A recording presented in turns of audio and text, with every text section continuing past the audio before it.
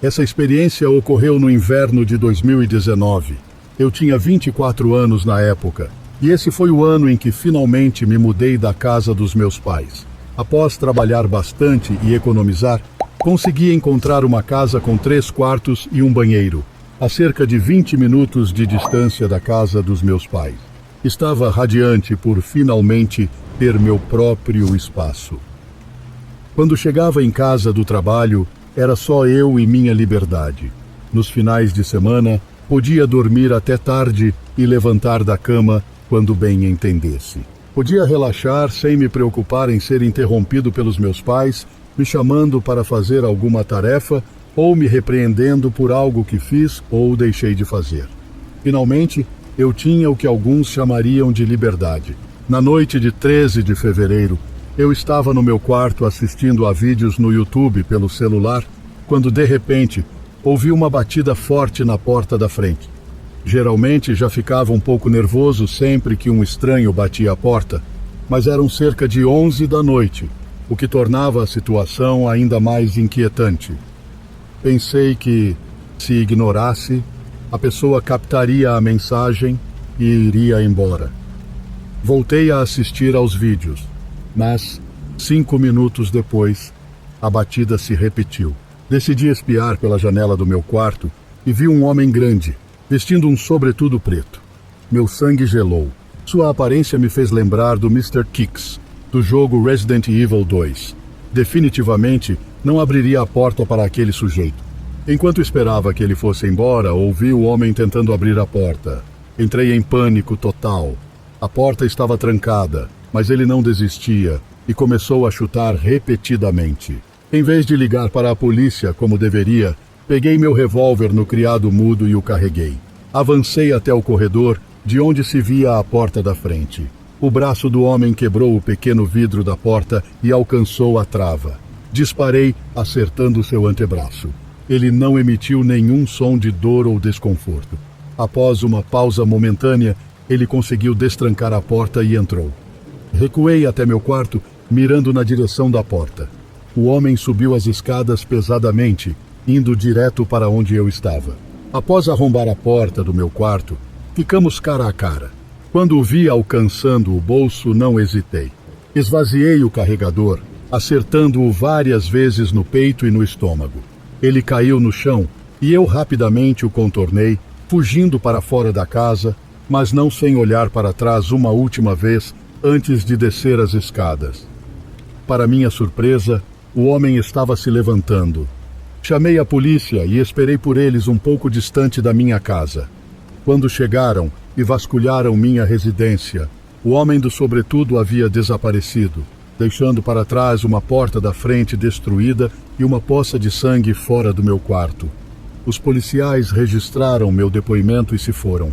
Após o incidente, o proprietário instalou uma nova porta sem janelas e mais resistente, além de sistemas de alarme e câmeras de segurança, e até reduziu meu aluguel para me convencer a ficar. Foi um incidente isolado, e a área é, de modo geral, segura para morar. Decidi permanecer. Ainda moro sozinho e gosto disso, mas agora fico um pouco paranoico à noite. Sempre tranco a porta do meu quarto para ter uma camada extra de segurança e tranquilidade. Só espero que o homem do sobretudo nunca retorne.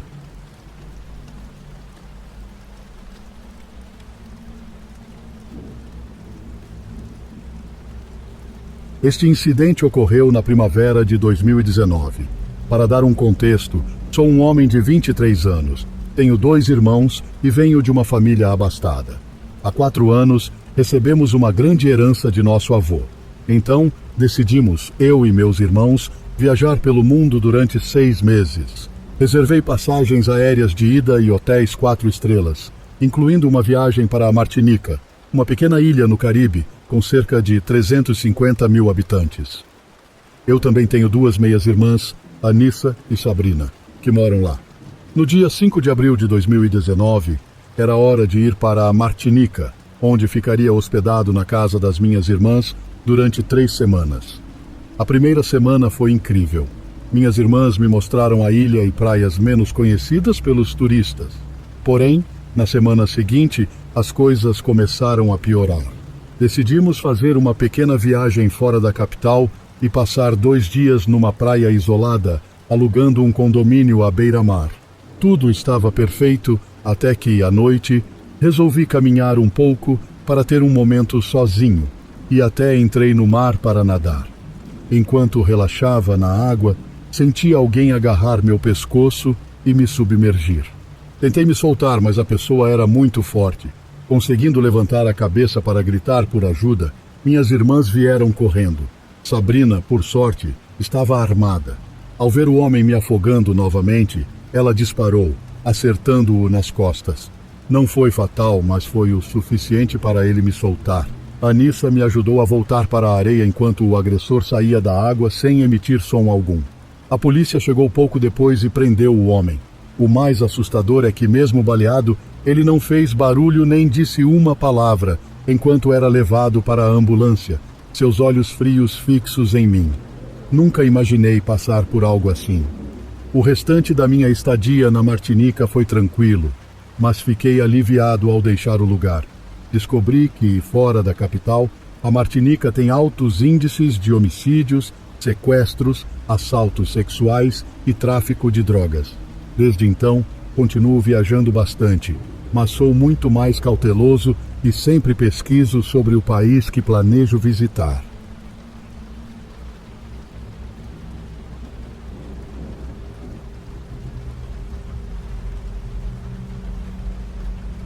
Isso aconteceu em abril de 2018. Moro em uma grande cidade no Texas. O condomínio onde vivo é fechado e fica em um bairro bastante tranquilo, mas a segurança deixa a desejar às vezes. Os portões ficam abertos ocasionalmente, permitindo que estranhos entrem sem dificuldade.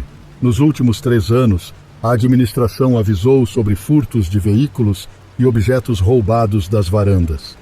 Também é comum receber visitas de vendedores ambulantes, apesar de haver placas proibindo. Numa sexta-feira, fui me deitar por volta das 2:30 da manhã, mas estava com dificuldades para pegar no sono.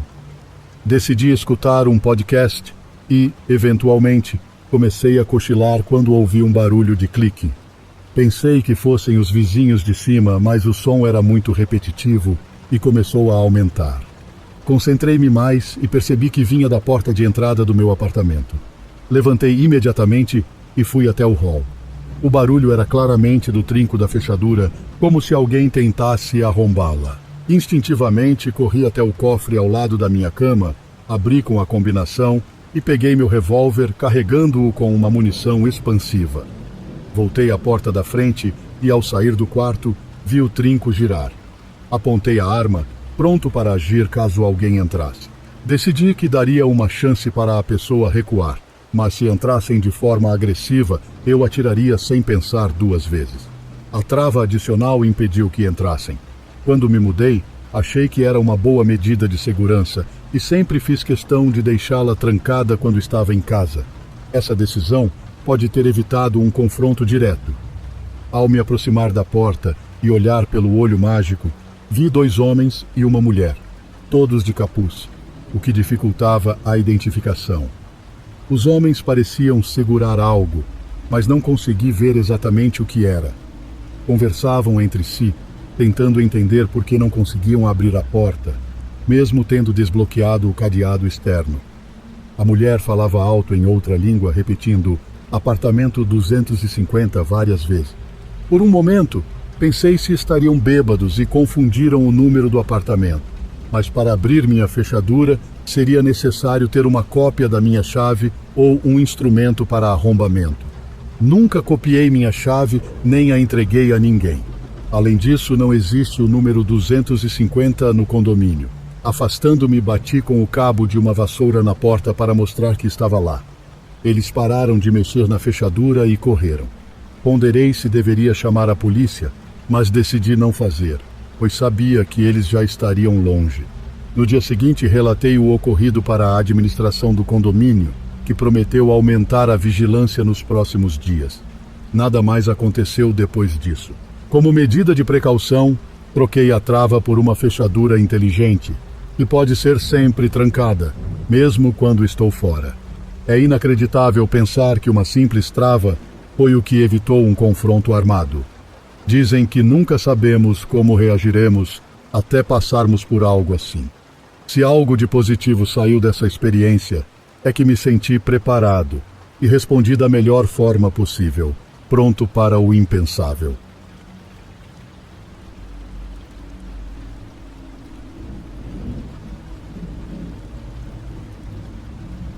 Há alguns anos, eu alugava uma casa no norte da Califórnia.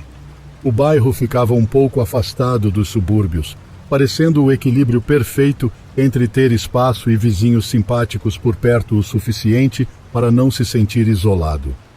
A área não tinha iluminação pública, então era muito escuro à noite, especialmente quando nuvens bloqueavam a luz da lua.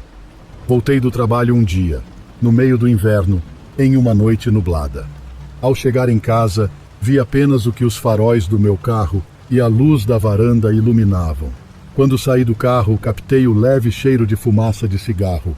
Achei estranho, mas não vi ninguém por perto. Então ignorei e entrei em casa. Tinha acabado de sair de um turno de trabalho, com algumas horas extras, então estava bastante cansado, embora ainda não fossem nem 7 horas da noite. Decidi tomar um banho e me recolher. Acordei algum tempo depois, certo de que tinha ouvido um barulho dentro de casa. Não fiquei preocupado de imediato, porque meu amigo às vezes passava para usar meu chuveiro após o trabalho. Eu até dei a ele uma chave reserva. No entanto, ele sempre me mandava uma mensagem antes e eu não tinha ouvido meu celular. Peguei meu celular na mesa de cabeceira para ver se meu amigo tinha mandado alguma mensagem. A tela brilhante do celular me cegou por um momento. Aqueles eram os dias antes dos celulares ajustarem o brilho da tela no escuro. E esse, em particular, era tão brilhante que podia ser usado como uma lanterna. Com os olhos semicerrados, consegui ver que eram mais de 9 da manhã, mas não consegui verificar se havia alguma mensagem não lida. Coloquei o celular de lado e chamei pelo nome do meu amigo.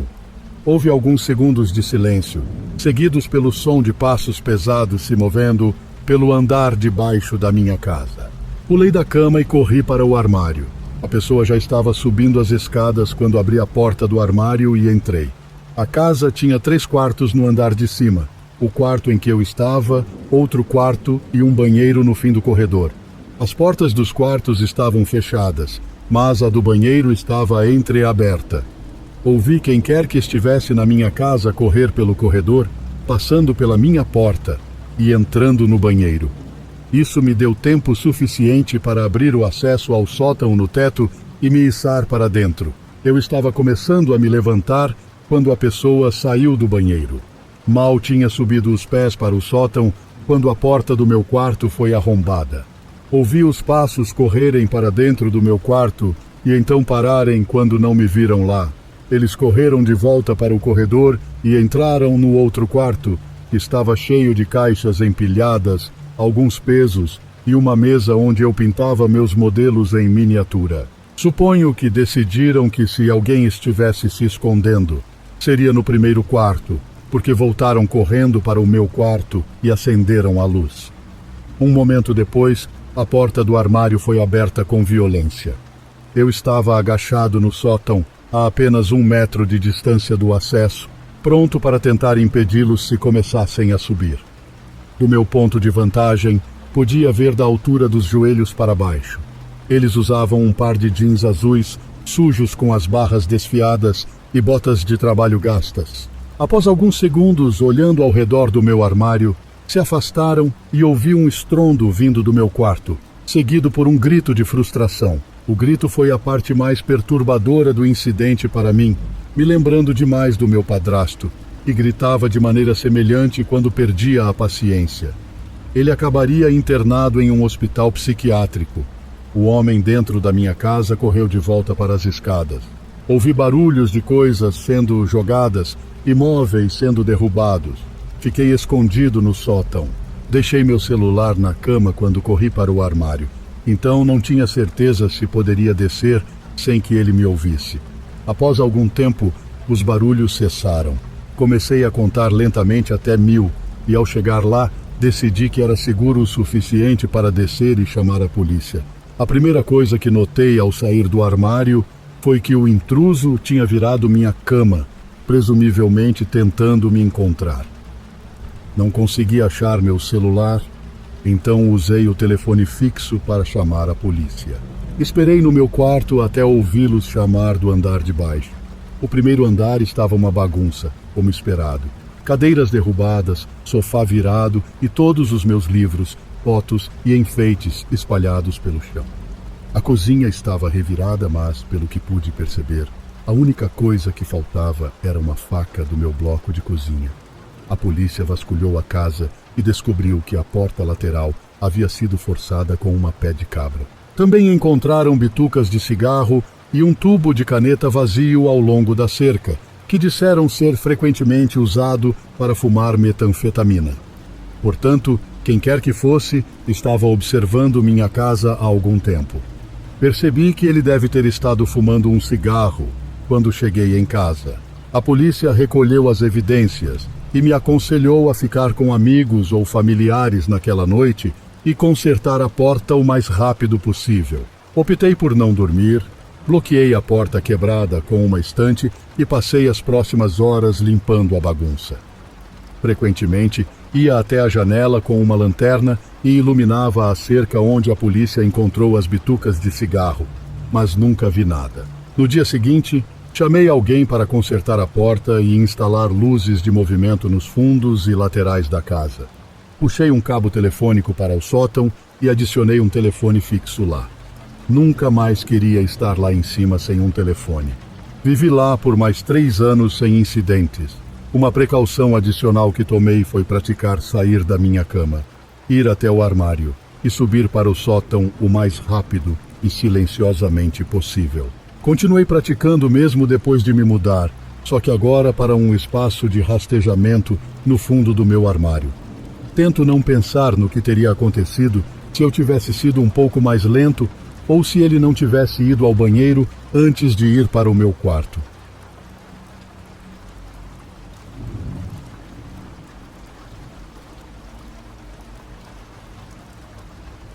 Cada cidade tem sua história marcante de algo terrível que aconteceu em seu passado. Gosto de compartilhar o episódio que marcou a minha cidade natal há anos.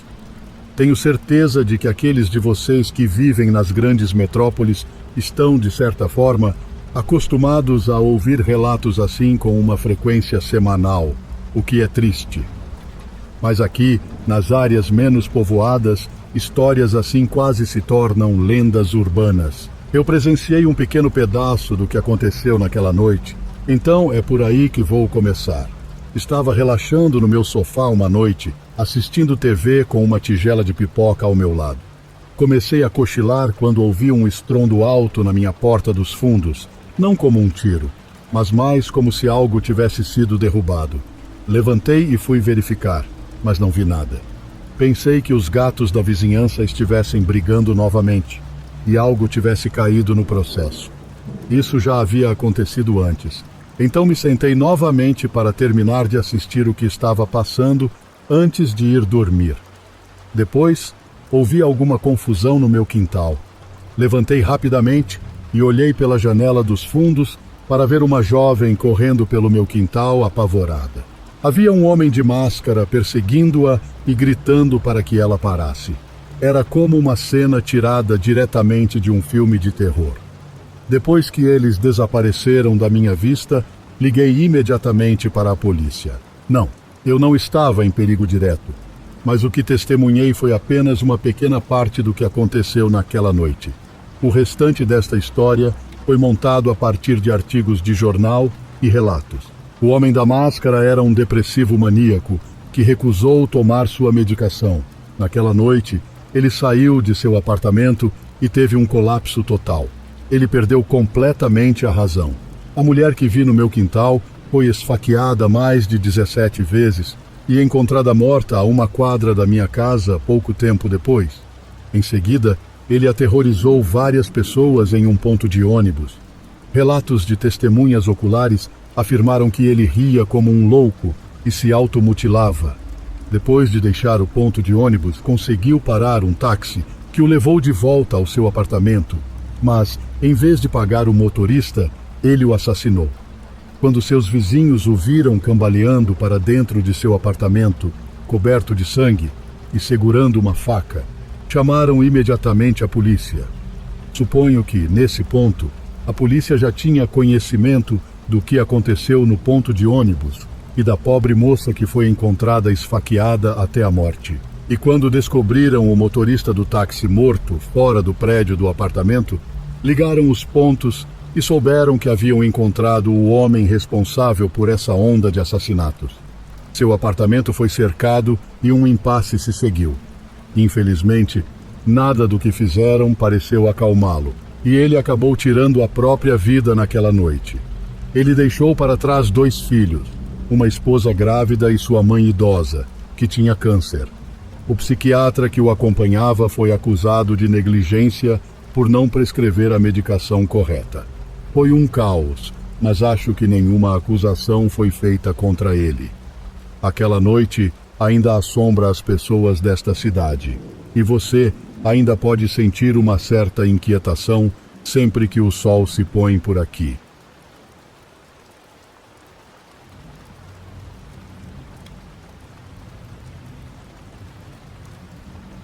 A história que estou prestes a contar impactou negativamente a minha vida.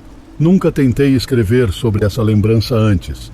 Agora, quase aos 26 anos, olho para trás, para quando tudo aconteceu, aos 18 anos. Sou mulher, caso isso seja relevante. Naquele tempo, aos 18 anos, eu era apaixonada por escultura e cerâmica. Estava fazendo faculdade em uma cidade vizinha, em um curso de estética, o qual, sinceramente, não me interessava. Conheci muita gente estranha, mas essa é uma história para outra ocasião. Consegui encontrar um curso de cerâmica na minha cidade. Então, pegava o ônibus de volta da faculdade, ia para a aula de cerâmica e depois voltava a pé para casa. Frequentava esse curso há uns 2 meses quando ele apareceu. Era visivelmente tímido e ansioso, algo que me chamou a atenção, pois eu também lidava com ansiedade. Achava que tínhamos isso em comum. Seu nome era Francisco, e ele tinha dificuldade de olhar nos olhos das pessoas, preferindo fixar o olhar em um ponto acima da sua cabeça enquanto conversava. Francisco era muito inteligente e interessante, cheio de ideias inovadoras sobre a vida. Ele me cativou. Era alto, moreno e bonito. Quando descobri que tínhamos a mesma idade, fiquei animada. Começamos a nos encontrar fora das aulas de cerâmica. Cheguei a visitar sua casa algumas vezes, conheci seus pais e sua irmã, que era bem mais nova que ele. A mãe dele era polonesa e, de alguma forma, me lembrava Carlyle Cullen, de Crepúsculo, especialmente pelo olhar que, inicialmente frio, às vezes parecia transbordar ódio. Nós começamos a namorar e os pais dele ficaram encantados, começando a falar em casamento de um jeito que me deixava desconfortável, como se eu tivesse assinado algum tipo de contrato. O primeiro grande alerta foi a intensidade de Francisco logo nos primeiros dias de namoro.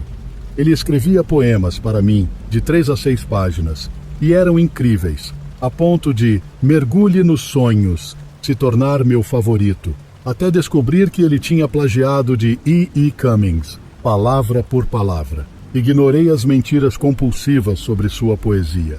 Mas então começou uma enxurrada de ligações e mensagens. Eu silenciava meu celular durante as aulas, e quando olhava, havia uma quantidade assustadora de chamadas não atendidas, às vezes na casa das centenas, e mensagens tão longas que eu mal conseguia ler. Eram declarações dizendo que seu amor por mim superava sua própria vontade de viver. Isso tudo apenas alguns dias após começarmos a namorar. Eu deveria ter me afastado, mas acabei sentindo pena dele. Francisco era isolado, sem amigos além da família e de mim. Pensei que ele só precisava de atenção e que tudo se normalizaria com o tempo. Mas as coisas saíram do controle rapidamente. Depois do meu aniversário, as ligações e mensagens diminuíram, mas ainda recebia chamadas frequentes até durante a noite. Até então, nosso relacionamento havia sido apenas beijos, já que eu não me sentia pronta para avançar. Trocamos algumas fotos, algo que eu jamais recomendaria a ninguém, pois nunca acaba bem, e sua mãe descobriu. Na verdade, foi ele quem mostrou as fotos para ela. Certa manhã, antes de ir para a aula, vi que além das usuais chamadas não atendidas de Francisco, havia 14 chamadas da mãe dele. Ao retornar a ligação, ela me disse que tinha falado com um advogado e que iria arruinar minha vida. Gritava ao telefone, me insultando e ameaçando minha família. Fiquei chocada com a reação exagerada a algumas fotos seminuas e conversas embaraçosas. Mas então ela me chamou de pedófila, alegando que iria acabar comigo por isso. Ela havia concordado com a idade dele ser 18 anos. Por que alguém ajudaria o próprio filho a mentir sobre sua idade? Ele parecia, agia e falava como alguém da minha idade. Ela manipulou evidências de nossas mensagens e fotos, alegando que iria à polícia. Eu era adulta e, onde moro, poderia ser acusada e enfrentar sérias consequências legais. Eles foram astutos, quase como se tivessem planejado isso desde o início, pois eu não tinha provas além da minha palavra de que ele havia dito ser da minha idade. Ela negou ter dito isso, alegando sempre ter me informado que ele tinha 13 anos e que nunca havia aprovado nosso relacionamento. Meus amigos pararam de falar comigo, as pessoas na faculdade me encaravam, e eu recebia mensagens de ódio, tudo porque se espalhou o rumor de que eu era uma abusadora de crianças. Cortei contato com Francisco e sua família. Eles eventualmente disseram que não iriam à polícia apenas porque, acidentalmente, haviam apagado as evidências. Eu estava apavorada com a descrição detalhada que ela fez por telefone de como arruinaria minha vida e a da minha família. Pouco depois, abandonei a faculdade e mal saía de casa, recebendo ameaças de morte. Tinha medo de que, indo à polícia, acabasse sendo acusada. Tive um colapso mental completo. Francisco não parava de me contactar, ameaçando me matar e incendiar minha casa se eu não voltasse para ele. Ele continuou enviando mensagens por meses, sempre criando novas contas, apesar de eu bloqueá-lo. Mais tarde, naquele ano, ele conseguiu uma nova namorada. Depois de algum tempo com a nova namorada, Francisco protagonizou um episódio violento. Quando seus pais o deixaram responsável por cuidar da irmã, ele ameaçou a namorada com uma faca por ela não querer ter relações íntimas com ele. Ela conseguiu se trancar no banheiro e ele, num ato de fúria, começou a esfaquear a porta com uma faca de cozinha. Ao retornarem, seus pais se recusaram a acreditar na versão da garota. No entanto, a situação escalou até que Francisco perdeu completamente o controle e acabou esfaqueando a própria mãe no ombro. Foi somente após esse ato que a polícia foi acionada e a garota conseguiu sair da casa em segurança. Francisco foi diagnosticado com autismo, o que me deixa cética, pois nunca conheci ninguém com autismo que se comportasse de maneira sequer remotamente parecida com ele. Contudo, admito que não tenho certeza absoluta sobre isso. Como mencionei no início, estou prestes a completar 26 anos. Então, esses eventos ocorreram há anos. Desde o incidente em que Francisco esfaqueou a mãe, não tive mais notícias dele e espero, sinceramente, que continue assim.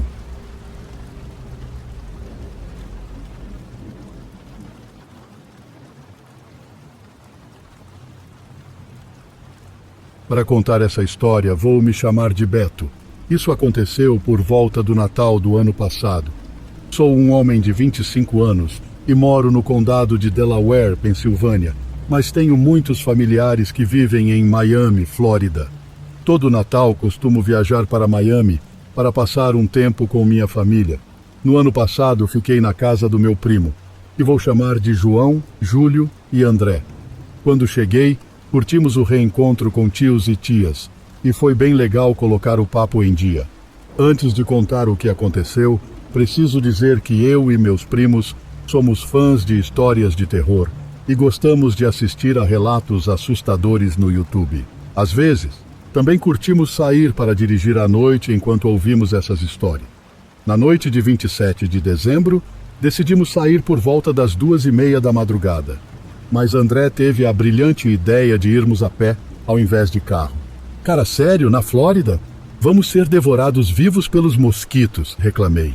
Ah, qual é? Não seja medroso. Preciso economizar gasolina, ele respondeu. Infelizmente, João e Júlio concordaram com André. Cedi à pressão do grupo, embora algo me dissesse que era uma péssima ideia. Depois de 1 hora caminhando, resolvemos entrar numa vizinhança mal iluminada, saindo da estrada principal. Eu disse que não achava uma boa ideia, mas André, querendo se mostrar o valentão, respondeu. O que foi, Beto? Tá com medo? Olha esse músculo aqui. Se alguém tentar algo, vou jogá-lo no para-brisa. Para de ser chorão, vai ficar tudo bem. Então seguimos para a vizinhança, onde metade dos postes de luz estava apagada e os que funcionavam piscavam ou estavam quase queimando. Sentamos num banco para descansar, e cerca de 30 minutos depois, ouvimos tiros ao longe, parecendo armas automáticas. Levantamos e olhamos em direção à entrada da vizinhança, quando um SUV preto, parecendo um Dodge Durango modelo recente, entrou em alta velocidade. Que diabo! Exclamou André. Eu avisei que era uma má ideia. Precisamos vazar daqui, disse. Mas antes que pudéssemos correr, o SUV parou perto de nós. Um homem de máscara de esqui desceu do passageiro e apontou uma pistola. Se mexerem, vou espalhar os miolos de vocês aqui. Passem as carteiras agora. Meus primos estavam paralisados, mas rapidamente entreguei minha carteira com os $50 que tinha. Eles fizeram o mesmo, sob gritos e a mira da arma. Quando pegou o dinheiro, ele disse algo que gelou meu coração. Hoje vocês vão dar uma voltinha com a gente. Entrem no carro. Nos entreolhamos, sabendo que aquilo não ia acabar bem. Mas, por sorte, o motorista disse, não vamos levar ninguém hoje, vamos embora. Com isso, o homem correu para o SUV e eles desapareceram na escuridão. Ficamos muito abalados com o que aconteceu. Sabíamos dos riscos de andar à noite por Miami, mas isso pouco fez para amenizar o trauma. Depois de nos recompor, decidimos voltar para casa sem chamar a polícia, já que não tínhamos como descrevê-los fisicamente e o Durango estava sem placa visível. Também não contamos para a família para evitar sermões sobre a loucura de sair a pé às 2 da manhã, mesmo sabendo que eles teriam razão. Ainda saímos à noite quando estamos juntos, mas agora sempre de carro. André percebeu que não era tão durão quanto pensava. Meu conselho, não importa o tamanho do seu bíceps quando uma arma está apontada para você.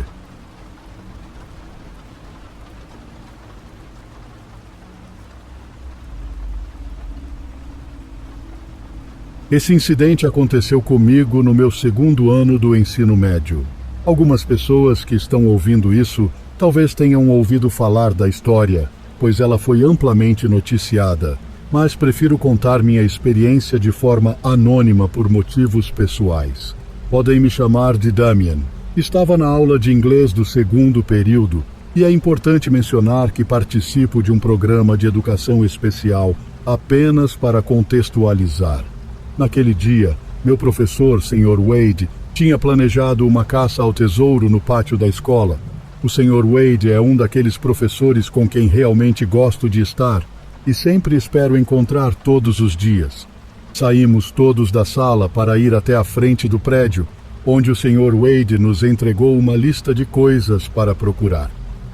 Então lá estava eu com minha amiga Ellen, procurando os itens listados, quando vi de relance uma van preta estacionada perto do pátio escolar. Parecia ter alguém no assento do motorista nos observando. Aproximei-me do Sr. Wade e perguntei se a van pertencia a algum dos funcionários. Não creio. Vamos perguntar à secretária se sabem algo sobre isso, ele disse.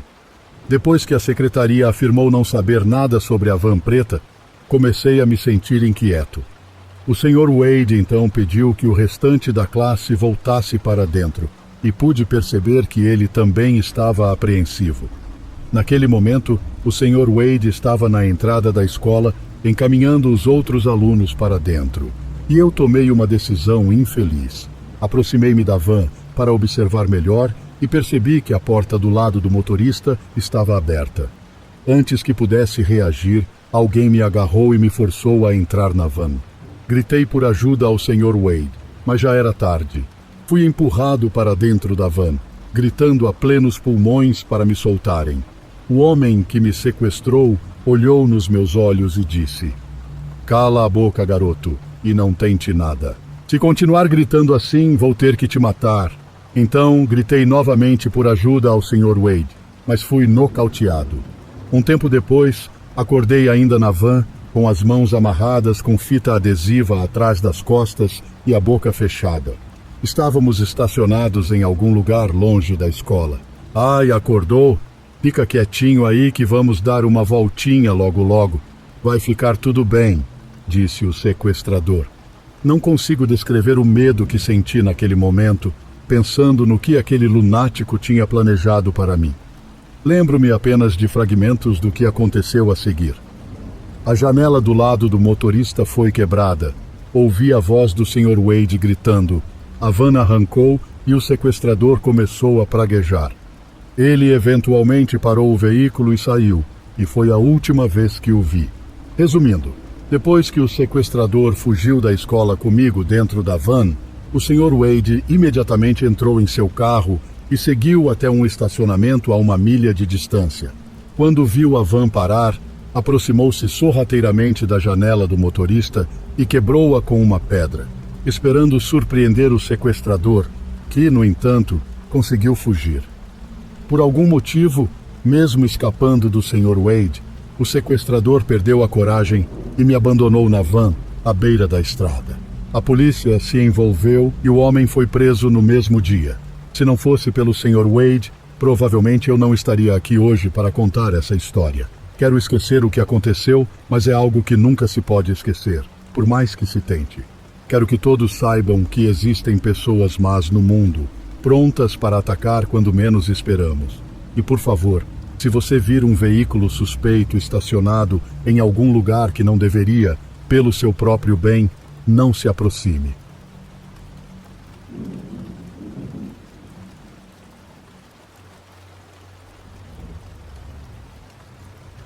Em agosto de 2012, uma tragédia abalou profundamente a minha família.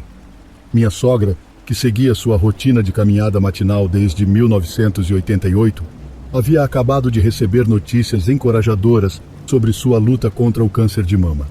Tudo parecia estar melhorando. No entanto, naquela manhã, um motorista a caminho da igreja perdeu o controle de seu caminhão, atingiu uma placa de limite de velocidade antes de invadir a calçada e atropelar minha sogra, arrastando-a por 30 metros antes de parar.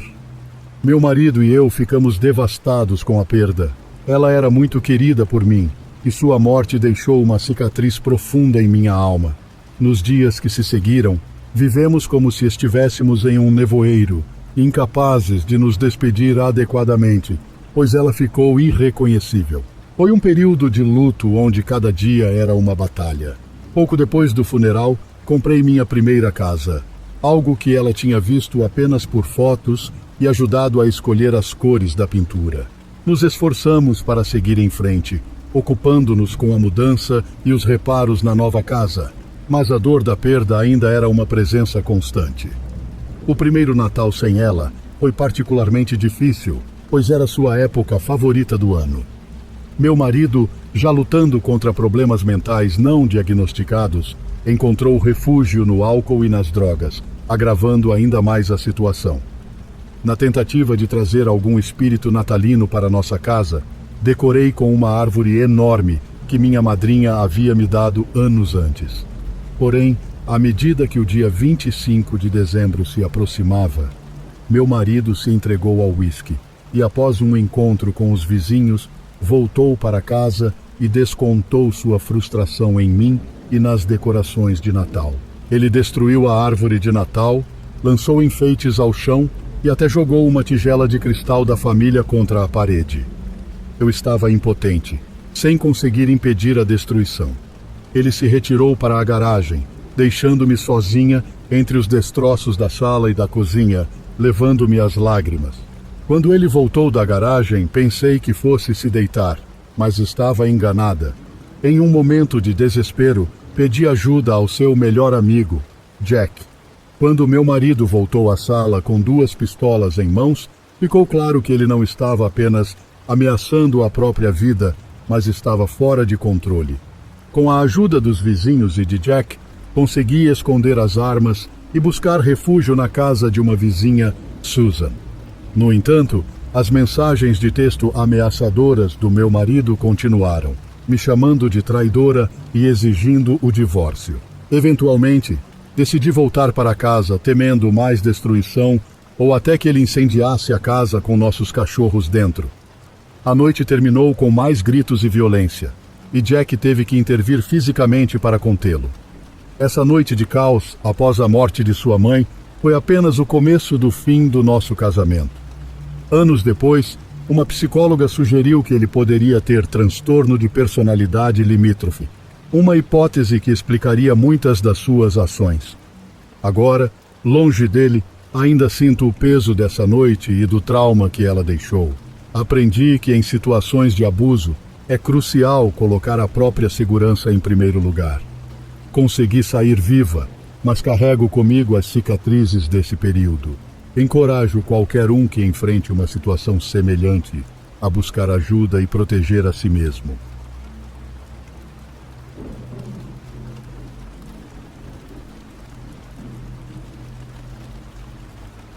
Moro em uma cidadezinha onde raramente acontece algo empolgante, especialmente na minha vizinhança, que é tão tranquila que é raro ver um carro passando depois das 10 horas da noite.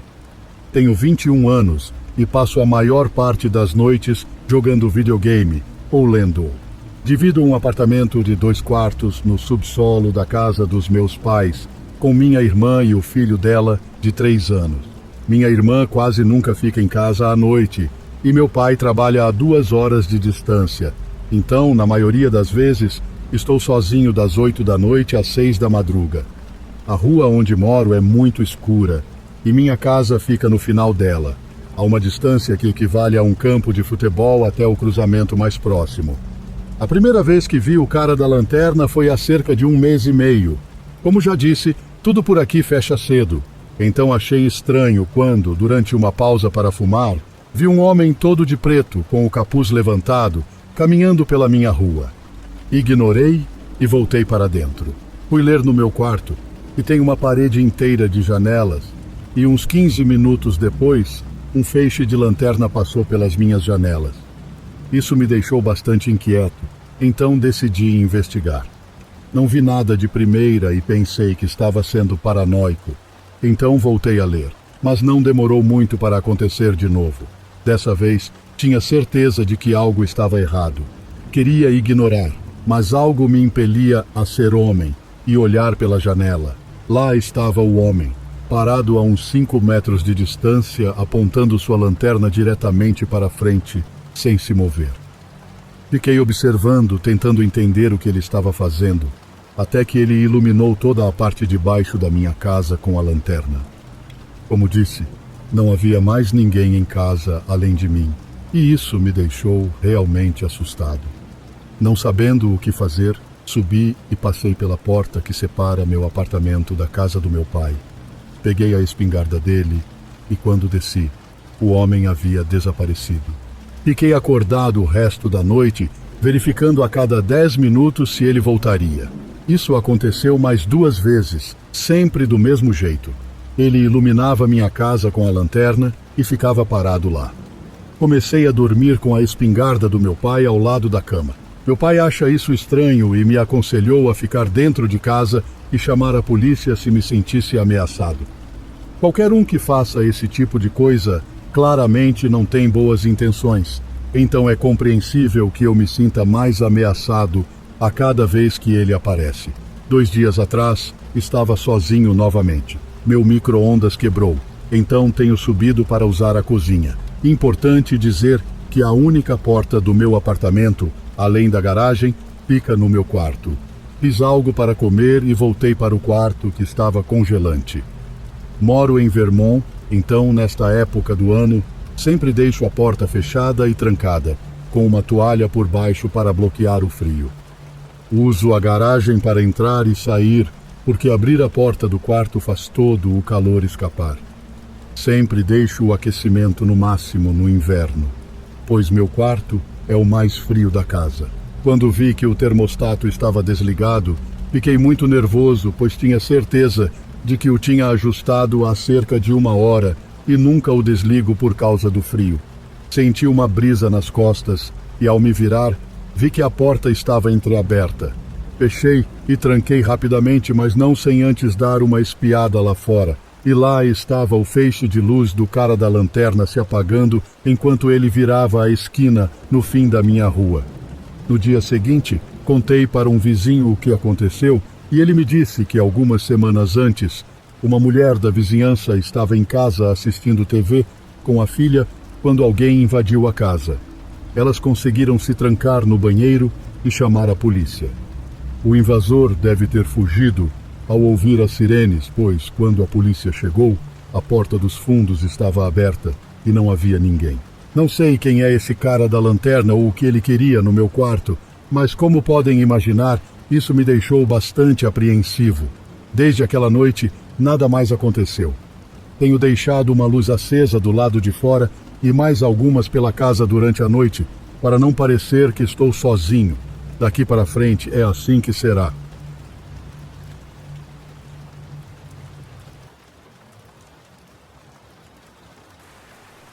Achei que minha casa era mal assombrada, mas então meu amigo me lembrou que coisas paranormais estavam acontecendo comigo antes mesmo de eu me mudar.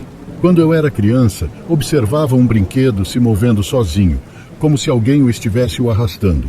Eu estava assistindo fascinado, porque era um grande fã de Toy Story, e pensei que estava vivo. Mas hoje sei que aquilo não era normal. Eu vi a sósia da minha irmã. Eu estava procurando por ela, a vi sentada estranhamente rígida e olhando para a parede sem piscar. Tentei tocá-la. Entrei em pânico e corri para o quarto da minha mãe, onde encontrei minha irmã verdadeira jogando no PC. Eu estava tomando sorvete na casa do meu pai, a mesma casa onde meus avós e sua empregada faleceram. A porta se abriu e eu disse brincando, "Vovô." Então a porta bateu com tudo. Eu estava tomando banho quando de repente comecei a ver o sutiã da minha mãe a se mover. Estava pendurado na parede e começou a se mover da esquerda para a direita, da esquerda para a direita. Porém, do nada, uma sombra apareceu e some. Eu saio correndo dali o mais rápido que pude. Depois que mudei, piorou. Minha saúde mental piorou muito. Comecei a me lembrar dos meus erros do passado e a ter ataques de pânico várias vezes ao longo do dia. Foi tão ruim que tive medo de voltar para casa. Agora me sinto melhor, mas ainda estou estressado e não consigo superar algumas coisas. A primeira vez que encontrei algo paranormal nesta casa foi quando passei a noite inteira jogando videogame. Vi uma figura branca entrando em um quarto ao lado daquele em que eu estava hospedado, vindo da cozinha até o quarto.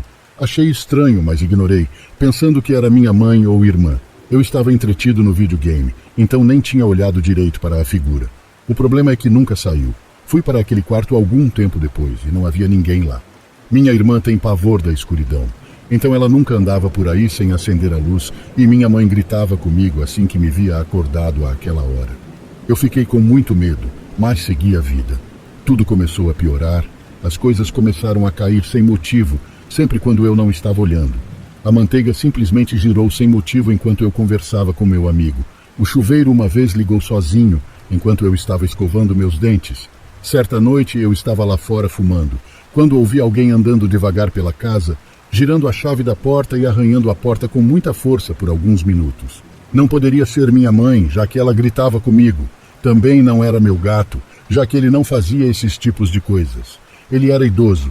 Quando eu fumava lá fora durante a noite, no escuro, para que minha mãe não me encontrasse, eu ouvia constantemente coisas no meu jardim, como vozes, pessoas me chamando e barulhos de passos. Também senti como se uma pessoa estivesse sentado ao meu lado. Aconteceu algumas vezes, mas toda vez que acendia a luz, aquilo parava. Eu sinto que os incidentes internos são causados por uma mulher idosa, com um rancor muito grande. Mas externamente sinto que são provocadas por um homem. Eu estava lá fora e minha mãe e minha irmã estavam se preparando para sair. Quando as portas da frente se abriram sem qualquer ajuda, perguntei se elas fizeram isso, mas minha irmã disse não, com um tom de brava. Ela não queria acreditar nas coisas que passava naquele lugar. Ficou claro que ela viu. Só estava com medo. Ainda moro nesse lugar. Posso passar relatando horas a fio as coisas que passei nesse lugar. Porém, não é o lugar. Essas coisas perseguem a mim ou minha família.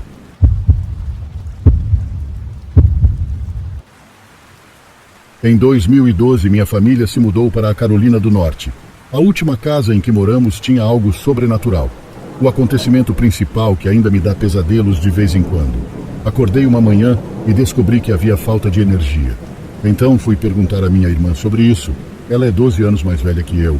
Ela disse que nossos pais saíram para resolver algum assunto ou algo assim.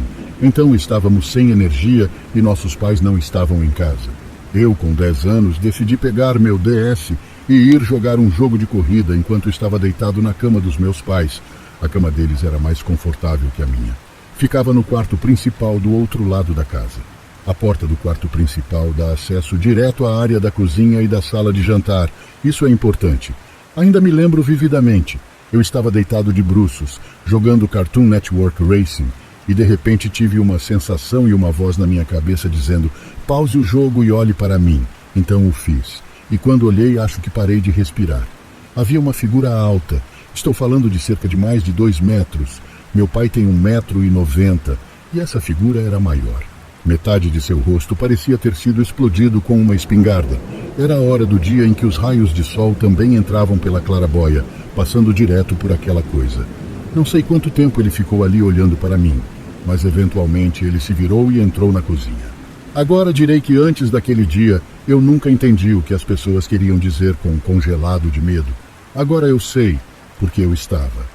Não sei quanto tempo se passou desde que ele foi embora, mas finalmente senti todo o meu corpo relaxar e consegui respirar. Lembro-me de sair da cama e rezar para Deus, para que aquilo não estivesse mais lá quando eu saísse do quarto. Não estava lá, graças a Deus. Então corri até a gaiola do meu coelho, na sala de jantar, para ver como ela também estava. E ele estava sentada no fundo da gaiola com as orelhas erguidas, os olhos arregalados e respirando rápido. Depois de me certificar de que ele estava bem, fui até o quarto da minha irmã para acordá-la. Ela não dormiu à noite por causa dos vizinhos. Eu estava chorando, assustado e tremendo. Felizmente, minha irmã disse que eu poderia ficar sentado no quarto dela enquanto ela dormia e jogar meu jogo tranquilamente ao pé da cama dela, até que nossos pais voltassem. Não vi aquela coisa desde então. Porém, a coisa mais bizarra que aconteceu foi um dia em que acordei de madrugada. Eram quase 3 horas da manhã. Eu me levantei e fui até a cozinha beber um pouco de leite. Até esse momento ocorreu tudo bem. Então voltei para meu quarto e quando iria deitar na cama, algo puxou minha perna. A minha primeira reação foi gritar muito alto, acordando meus pais e todos os vizinhos. Meus pais olharam embaixo da cama e não tinha nada. Minha irmã deixou eu dormir com ela para que eu ficasse mais calmo. Felizmente, tudo o que passamos naquela casa não nos seguiu a Michigan. Desde então, minha irmã se mudou e espero mudar dentro de 1 ou 2 anos. O coelho faleceu com 9 anos e não tinha nenhuma relação com nada paranormal.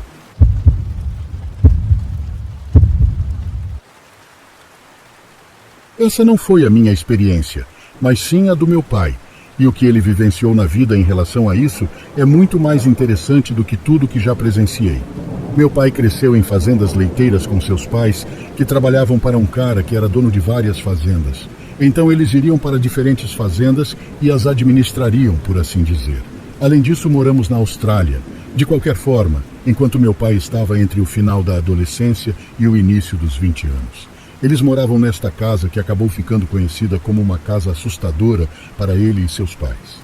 Eles vivenciaram muitas coisas enquanto viviam lá. Alguns lugares da casa era conhecida por ter um sentimento muito agourento, como se algo estivesse sempre errado e você não conseguisse identificar o que era. O piso era feito de madeira velha, com pequenos entalhes. E Nan, a mãe do papai, colocou pequenas rolhas para tapar os buracos. Muitas vezes eles acordavam de manhã e descobriam que todas as tampas estavam levantadas. Papai disse que eles tinham objetos hippies gigantes penduradas nas portas, tão grandes e pesados que seria necessária uma grande rajada de vento para movê-los.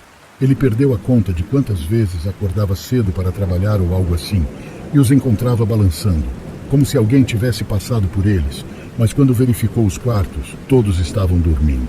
Lembro-me de meu pai me dizendo que isso piorou lentamente com o tempo, como se a casa não os quisesse lá ou algo assim. A certa altura, Nan contatou um médium para ver se eles poderiam melhorar ou acalmar a situação. Bem, a médium nem saiu do carro. Recusou-se terminantemente a entrar em casa. Nan ficou pasma e perguntou o que ela poderia fazer. Ela disse que teriam que sair da casa. Papai disse que não muito tempo depois algumas coisas começariam a rondar a casa. Até hoje ele não tem ideia do que eram e realmente não quer saber. Nan saía de manhã e via que a grama estava esmagada ou pisoteada em volta da casa, especialmente onde estão as janelas. A coisa começou a ficar mais séria quando papai era acordado. Com a janela sendo arranhada do lado de fora, ele estava sempre com medo de olhar para trás, porque ele sabia que o que quer que fosse estava olhando para ele enquanto arranhava a janela. Eles verificariam pela manhã. A pintura da casa havia sido arranhada, na altura de um ser humano, e a grama estava achatada. Sempre que meus avós saíam por alguns dias e ele tinha o lugar só para ele, o pai dava grandes festas com os amigos. Eles cuidavam da casa e podiam dormir onde quisessem, mas todos sempre acabam se amontoando no mesmo quarto quando iam dormir. Uma vez eram apenas meu pai e o primo dele. Eles jogaram sinuca e beberam. A certa altura, por volta da meia-noite, os dois estavam sentados e bebendo muito, já muito bêbados. Resolveram ir dormir. Na manhã seguinte, eles acordaram e encontraram um jogo de sinuca que estava inacabado guardado. E seu primo perguntou quem era aquela pessoa que estava parada em cima de suas camas, observando-os dormir. Meu pai só olhou assustado para seu primo, mas nem respondeu. De qualquer forma, há mais sobre aquela casa que eu posso contar. Direi, porém, que meu pai e seus pais se mudaram e outra pessoa acabou morando lá. Não muito depois disso, a casa pegou fogo. Papai não sabia o que causou o incêndio, mas ele estava muito feliz e triste ao mesmo tempo com isso.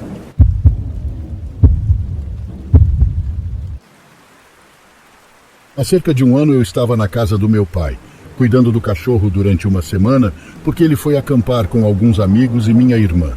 Minha esposa também foi para a Colômbia com a família por um mês. Meus sogros também me pediram para cuidar do cachorro deles enquanto eles estivessem fora. E eu, claro, disse que sim. Então lá estou eu, primeira noite na casa do meu pai com dois cachorros que brincaram juntos o dia todo. Decido ir para a cama por volta das 10 horas. Então tranco a porta da frente e de trás, certifico-me de que todas as portas da casa, exceto a do meu quarto, estejam fechadas. Eu acabo por dormir. Por volta das 12 horas ouço os cachorros enlouquecendo, latindo e choramingando. Então pulo da cama e vou ver como eles estão. No caminho para baixo vejo a porta dos fundos destrancada e aberta. Olho para os cachorros e os dois estão olhando na porta do porão, choramingando e rosnando enquanto se deitam em uma poça de seu próprio xixi. Vejo que a porta do porão está aberta. Estou com o celular na mão pronto para ligar para a polícia. Desço, procuro por um tempo, nem tenho certeza do porquê estou procurando. Até que decido voltar para cima e limpar os cachorros. Depois de um tempo, os cães estão finalmente limpos e não estão mais focados no porão. Então me certifico de que a porta do porão está trancada e volto para cima, depois de me certificar de que a porta dos fundos também está trancada. Por volta das 2 horas, os cachorros estão enlouquecidos novamente. Então eu corro escada abaixo e mais uma vez vejo a porta dos fundos aberta, assim como a porta do porão. Mas desta vez os dois cachorros estão olhando pela janela, para trás quintal. Dessa vez não me preocupo em descer o porão, só fecho a porta, corro até a porta dos fundos e fecho o mais forte e rápido que posso. Subo e não durmo pelo resto da noite. Os dois cachorros dormiram na cama comigo. Depois de cerca de uma semana, meu pai chega em casa e pergunto a ele se podemos assistir às câmeras de sua casa naquela primeira noite em que estive lá. Tive que esperar ele chegar em casa porque não tinha ideia de como funcionava. Olhamos para ver se alguém tinha passado por perto ou entrado na casa. Por incrível que pareça, não havia nada. A única coisa estranha é que por volta das 00:30 e 2 horas, a porta dos fundos se abre aleatoriamente, sem nada entrando ou saindo. Mas a parte assustadora é que, de uma câmera diferente na casa, podemos claramente me ver trancando as portas dos fundos todos os dias, com a chave. Essa foi a única vez que isso aconteceu. Nenhum problema com a fechadura em nenhum outro dia antes ou desde então.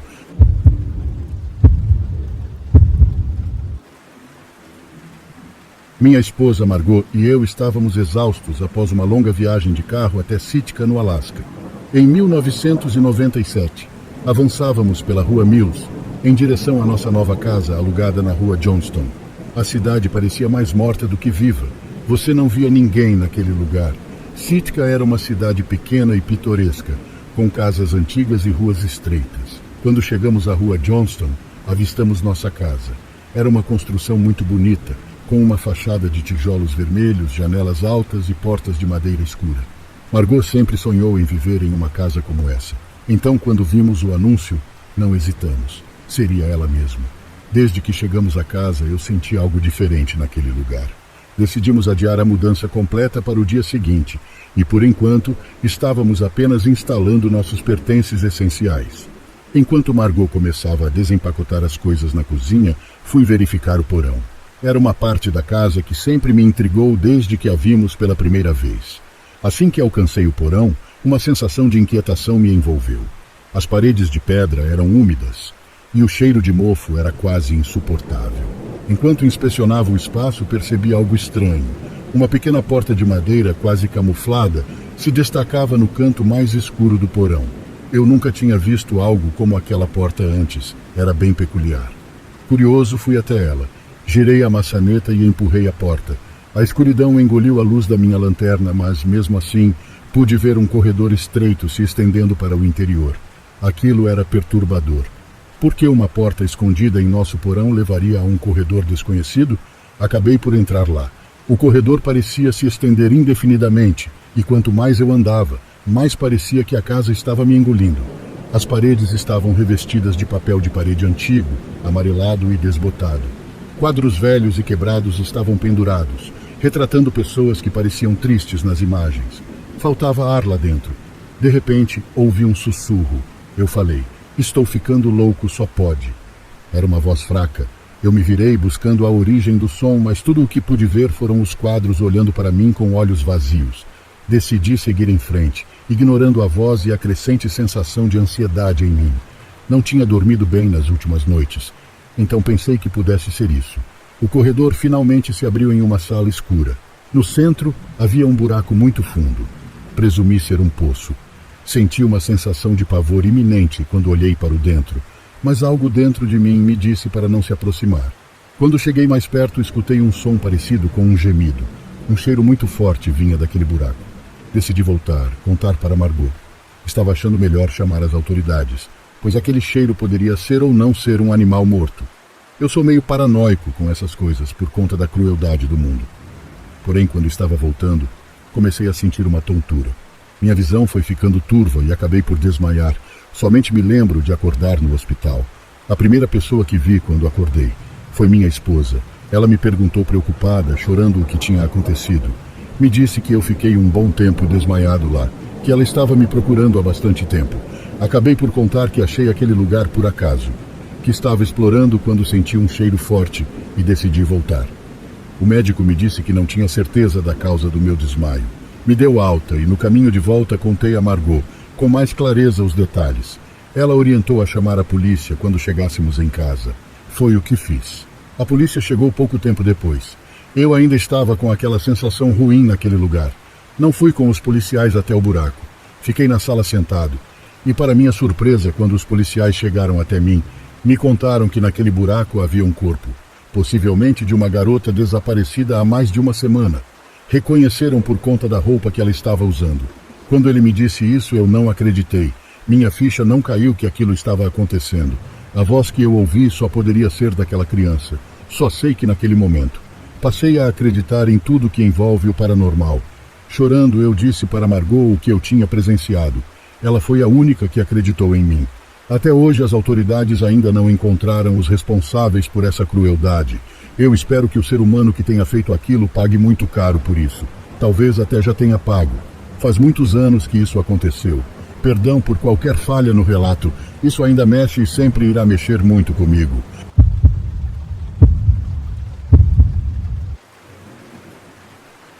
Eu estava na casa da minha filha. Ela e o marido ganharam a casa do tio falecido já fazia quase 2 anos. Minhas netas e eu estávamos no supermercado. Meu genro James e um amigo deles que mora com eles, Gary, trabalhavam na mesma loja entregando pacotes, mas às vezes um saía antes do outro.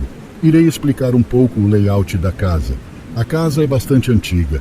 Quando você entra no hall de entrada, o quarto dela fica à direita. Em frente você entra na cozinha e à direita está a sala de estar com o banheiro ao lado. Ela mantinha cortinas blackout na sala para que ficasse escuro. Então voltamos da loja, as crianças correm escada acima e eu estou na cozinha perto do balcão descarregando sacolas. Estou de frente para a porta dos fundos. Vejo uma sombra alta saindo do banheiro e indo direto para o sistema de TV. Penso comigo que Gary está em casa, porque Gary sempre voltava para casa e ia direto para a TV. Nem pensei duas vezes sobre isso. Termino e vou usar o banheiro e quando saio, minha filha veio de trás e perguntei onde Gary estava. Ela disse que ele ainda estava no trabalho. Eu disse a ela que não. Acabei de vê-lo na sala. Comecei a refletir sobre isso. E quando James chegou em casa, perguntei a James se seu tio era mais parecido com ele ou mais alto e mais magro. James me contou que seu tio era alto e magro. Começamos a conversar. E James me contou que seu tio fez seu quarto onde era o deles agora, em vez de um quarto no andar de cima, pois ele ficou doente e não podia usar as escadas. Então, se ele fosse ao banheiro, ele simplesmente passaria pela porta onde minha filha e James tinham seu sistema de TV. Gary chegou em casa algumas horas depois. Em nenhum momento pensei que estava vendo outra coisa, senão uma pessoa de carne e osso. Essa foi a primeira vez que tive uma experiência paranormal. Minha filha disse ter visto a mesma pessoa que eu, uma única vez.